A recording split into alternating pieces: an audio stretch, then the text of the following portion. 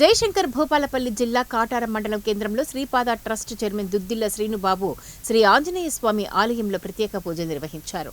అనంతరం కాటారంలో ఉపాధి హామీ కూలీలకు ప్రజలకు Peddapalli parliament Congress party MP అభ్యర్థి గడ్డం వంశీకృష్ణను అత్యధిక భారీ మెజార్టీతో గెలిపించాలని కోరుతూ వీడియో కాల్ చేసి గడ్డం వంశీకృష్ణతో ఉపాధి హామీ కూలీలతో మాట్లాడించి ఎన్నికల ప్రచారాన్ని నిర్వహించారు.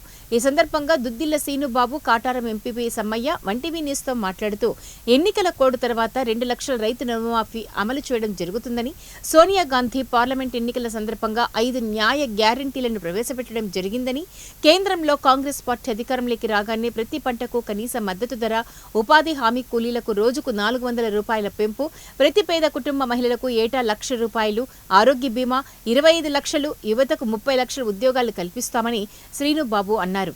కార్యక్రమంలో కాటారం మండల కాంగ్రెస్ పార్టీ నాయకులు, కార్యకర్తలు, అభిమానులు, ఉపాధి హామీ కూలీలు ఉన్నారు.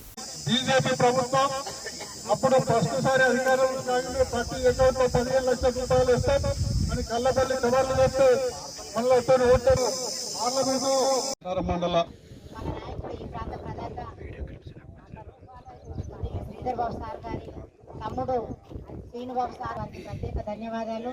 అదేవిధంగా కాటారం మండల కాంగ్రెస్ ఆధ్వర్యంలో ఈరోజు కాటారం గ్రామ పంచాయతీలో హమాలివాడ